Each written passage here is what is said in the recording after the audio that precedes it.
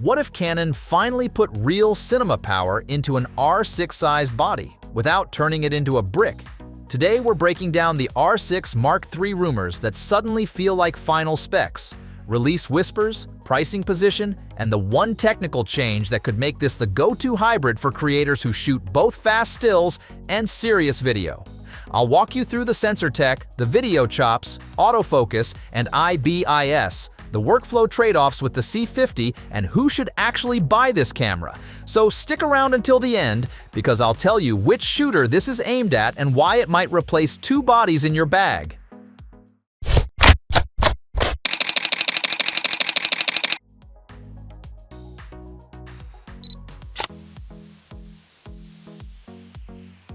The headline: a 24-megapixel stacked full-frame sensor. Basically the change that flips the R6 playbook. Stacked sensors read data far faster than traditional designs, which means much lower rolling shutter, faster burst speeds, and video readouts that don't melt your workflow. Rumors say Canon leaned on R3-style readout architecture, but tuned for the R6 class.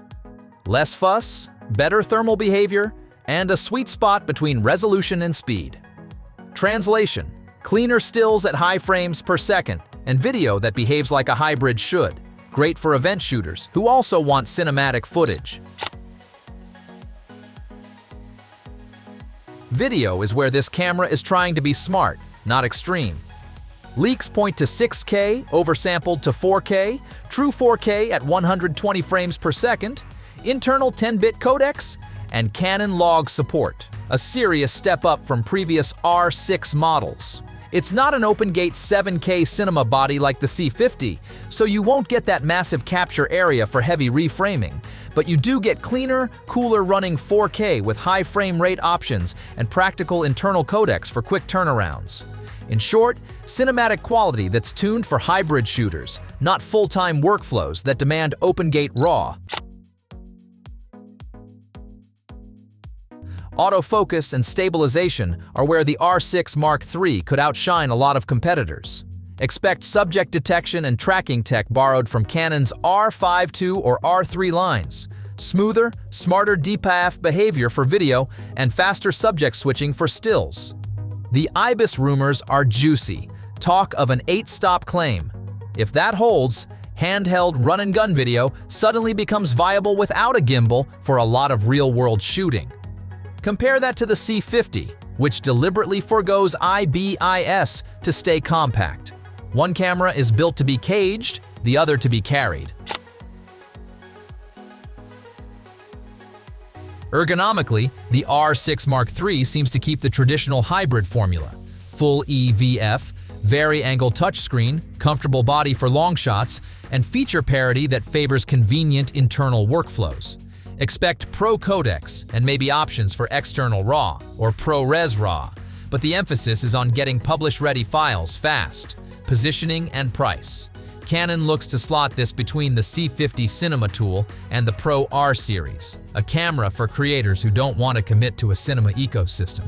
In plain terms, expect an approachable price for hybrid shooters upgrading from the R6 II, not the wallet-busting cost of a full flagship. So who should care? If your day job is grading massive RAW, framing open-gate shots, and building a cinema rig from day one, the C50 still makes sense. But if you're a wedding shooter, indie filmmaker, or content creator who needs one body that nails fast stills and delivers cinematic video without a cinema rig, the R6 Mark III looks like the sweet spot. Which side are you on? Drop your thoughts below. Are you team hybrid or team cinema? What if I told you a full-frame cinema camera just shrank to a size that won't break your shoulder?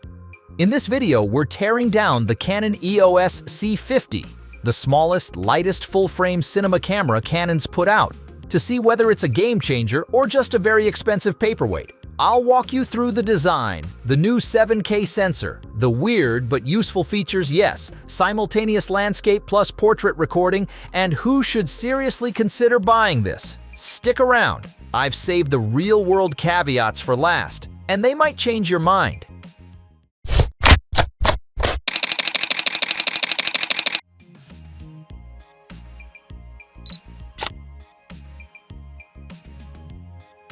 At 665 grams body only and a compact 143 by 88 by 95 millimeter footprint, the C50 feels like Canon squeezed cinema into something you can actually handhold for longer takes. Think of it like this. It's the R5C's video brain in gym shorts. No EVF. Canon leaned into a side-swiveling 3-inch articulating touchscreen instead, and the included top handle adds Pro features 2 full-size XLRs, zoom rocker, tally, and record while bumping the weight by about 445 grams. On paper, it sounds great, but in real life, that handle turns this tiny body into a proper run-and-gun rig, which is exactly what many indie shooters want. Here's the headline. A brand new 32-megapixel 7K full-frame CMOS sensor with dual base ISO 800 to 6400 and Canon Log 2. Canon claims up to 16 stops of dynamic range. Paired with the Digic DV7, the camera records 12-bit Cinema Raw light up to 7K at 60 frames per second. For filmmakers who crave latitude and flexible color grading, this sensor is the C50's backbone.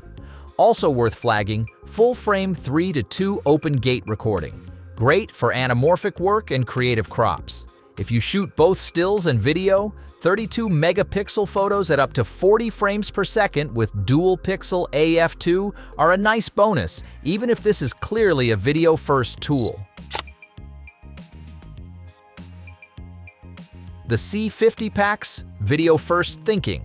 CF Express Type B plus UHS-2 SD dual slots, so yes, simultaneous landscape to CF Express and vertical to SD, time code, full-size HDMI, dedicated mic or headphone jacks, and active cooling. Codec-wise, you get Cinema Raw Lite, XFAVC, and XFHEVCS with RAW HQ, ST, and LT trade-offs depending on resolution and frame rate.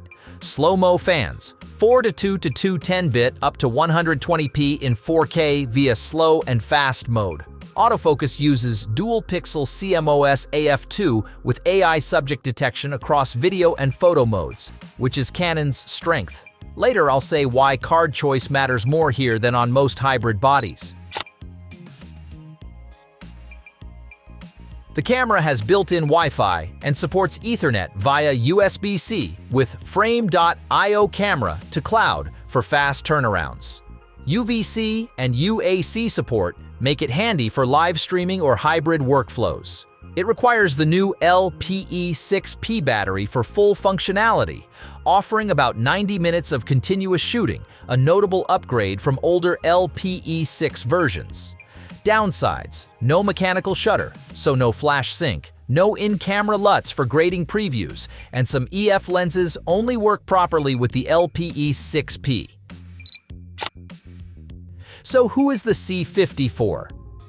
If you're a solo filmmaker, content creator, or indie DP who wants true cinema tools in a pocketable package, powerful RAW, Pro I/O, and clever features like simultaneous vertical recording, this camera is tempting.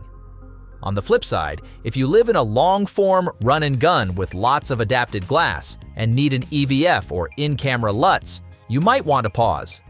On paper, it's a small full-frame cinema camera with big ideas. In real life, it's one of the most versatile hybrid cinema bodies Canon has made, provided you accept a few practical compromises. Drop your thoughts below. Would you take this over the R5C? Or is the size trade-off not worth it? If you enjoyed this, hit like, subscribe, and ring the bell. And if you want, I can build a follow-up teardown showing how to rig it for handheld interviews and run-and-gun shoots.